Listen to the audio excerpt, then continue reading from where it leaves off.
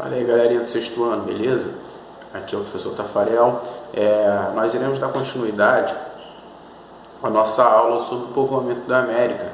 Essa aula que nós iniciamos na semana passada e nós iremos continuar, tá? Nós paramos quando eu expliquei as duas teorias de povoamento, que foi quando o ser humano chega na América, uma por meio de andando pelo Estreito de Bering e a outra por meio de embarcações vindo da Oceania, beleza? Então a gente vai começar nossa aula, eu vou tentar relembrar alguns pontos com vocês para que a gente dê seguimento na nossa aula, beleza?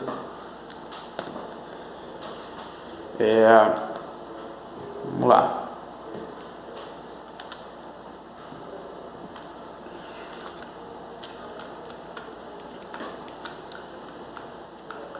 A gente parou nessa partezinha aqui,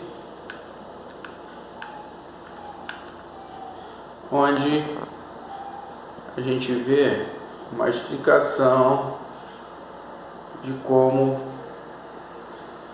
seria o povoamento da América, como que a América foi povoada, beleza? Por exemplo, aqui a gente tem a teoria do Estreito de Bering, onde o ser humano sai do continente africano, se espalha pelo continente europeu e asiático, e conforme sua necessidade ele vai subindo cada vez mais até chegar à Sibéria, que ali vai fazer a travessia do Mar de Bering com a última glaciação. Esse mar congela, eles atravessam andando, beleza? Aí chegam no continente americano e dali eles se espalham. Aí depois a gente tem a segunda teoria, que é essa teoria que veio aqui, ó. Essa teoria, que é a teoria da Oceania, que os seres humanos atravessam o Oceano Pacífico e chegam no continente americano por meio de embarcações ali próximo da América Central e da América do Sul, e depois eles se espalham por todo o continente americano. Tá legal? Lembraram aí dessas duas teorias? Então agora a gente vai dar início à nossa explicação da aula de hoje, que são como os sítios arqueológicos eles vão provar que essa teoria ela pode ter sido a verdadeira, tá? A gente teve armas de 11.200 anos encontradas no sítio de Clovis.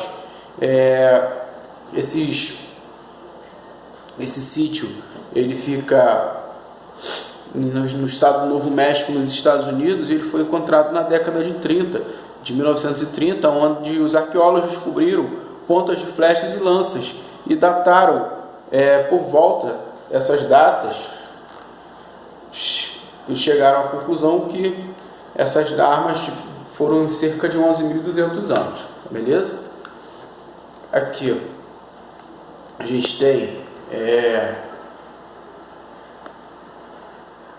ao lado das pontas de flechas foram encontrados ossos de mamutes e bisões.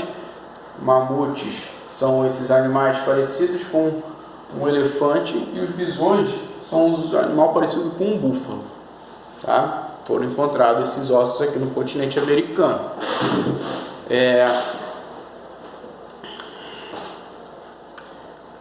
Essas armas encontradas no sítio de Clovis, elas foram consideradas durante muitos anos os objetos mais antigos produzidos no continente americano por seres humanos. Então, durante muito tempo, essa teoria do Estreito de Bering, ela foi a única teoria aceita dentro da história. Porém, esse motivo foi um dos motivos que levaram os pesquisadores a concluir que a ocupação da América começou pelo norte. Então eles chegam a essa conclusão, o continente americano ele foi povoado pelo norte, porque a primeira descoberta que teve foi o sítio de Clovis, lá no Novo México, mais próximo do Estreito de Bering. Legal? Entenderam por que eles chegaram a essa conclusão? Eles chegaram à conclusão pelo seguinte: se está bem próximo do Estreito de Bering, se a gente foi encontrado bem próximo do Estreito de Bering, quer dizer que o povoamento da América ele aconteceu pelo Estreito de Bering. Se o fóssil, nossas armas foram encontradas A primeira descoberta foi bem próxima do Estreito de Bering, no estado do Novo México, nos Estados Unidos. Então eles chegaram a essa conclusão. Tá legal? Que o povoamento da América começou pelo norte. Porém, algumas descobertas posteriores, eles levam a seguinte conclusão, de que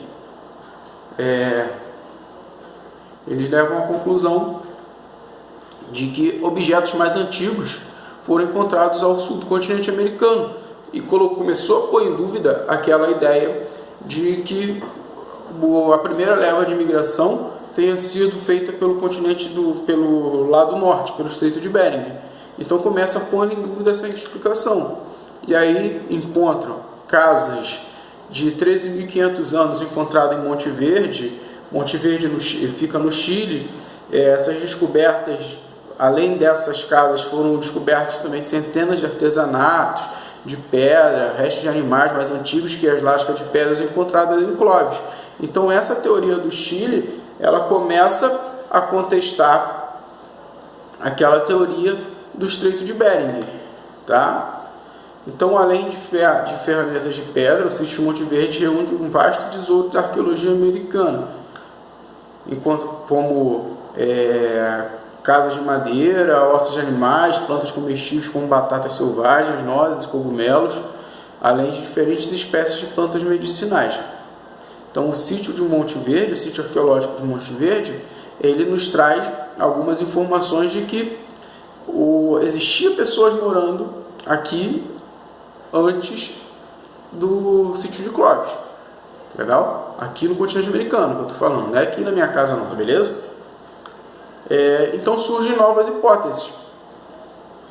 As descobertas no sul do Chile fizeram surgir novas hipóteses. E aí o povoamento da América do Sul pode ter sido anterior ao da América do Norte. Os povoadores da América entraram no continente por vários caminhos, não só pelo Estreito de Bering. Alimentos vegetais eram importantes em Monte Verde. Outros sítios arqueológicos pesquisados em vários países da América revelaram vestígios de datas mais antigas que os de Monte Verde, chegando talvez a cerca de 50 mil anos.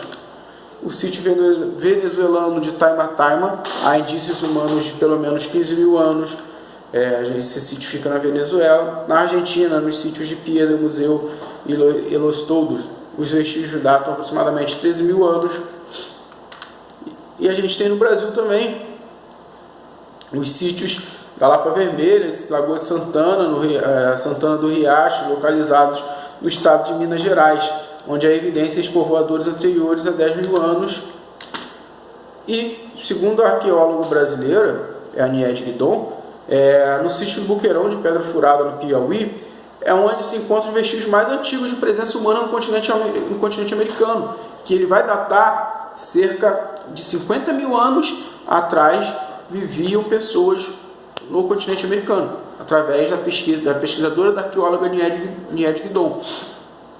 Porém, essa pesquisa é muito debatida ainda, mas há indícios de que existiam sim pessoas, seres humanos que viviam aqui no território brasileiro com datas de 50 mil anos atrás.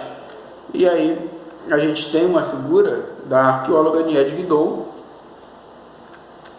que ela vai datar os vestígios dela,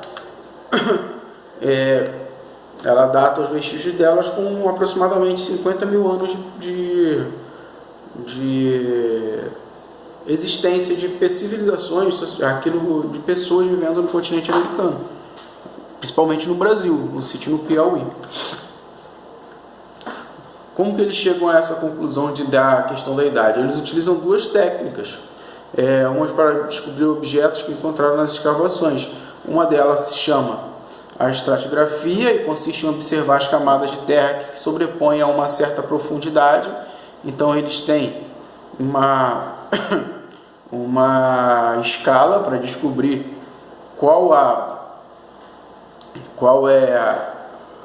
conforme a profundidade, ela tem uma idade de acordo com a escala, e tem os objetos mais antigos estão sempre abaixo dos mais recentes, de acordo com essa escala deles. Conforme o objeto for estiver mais baixo, ele será o objeto mais antigo do que os estiverem mais em cima. E tem o método do carbono 14. O carbono 14 é onde todos os seres vivos, animais ou plantas, têm em seu corpo certa quantidade de carbono 14 que é radioativo. Então, quando morre, o carbono radioativo diminui com a passagem do tempo. Então, essa diminuição é medida em laboratórios para fornecer a idade aproximada de plantas e animais. Então, esse método do carbono 14, ela é utilizado também para datação de idade de um fóssil de uma planta, tá legal? Então, são esses dois métodos arqueológicos: o método da terra, onde eles utilizam a camada de terra. Conforme a camada for mais profunda, esse vestígio ele é mais antigo do que o vestígio que estiver mais em cima, tá legal? E o método do carbono 14, que conforme todo ser humano, todo ser vivo, tá? Ele tem uma quantidade de carbono 14. Quando ele perde esse carbono, conforme ele morre, ele vai perdendo a quantidade de carbono 14 com o passar do tempo. E aí, a partir dessa retirada do carbono 14, eles utilizam, por exemplo, a medição da idade. Tá legal?